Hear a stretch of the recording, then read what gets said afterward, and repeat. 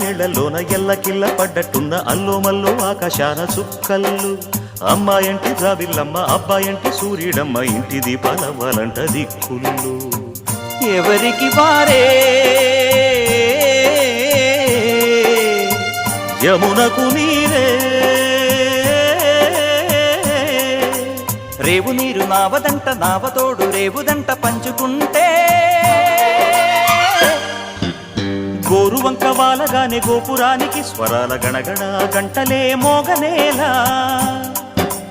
గోపబాలుడొచ్చినాక గోకులానికి పెదాల కిలకిల పువ్వులే పుట్ట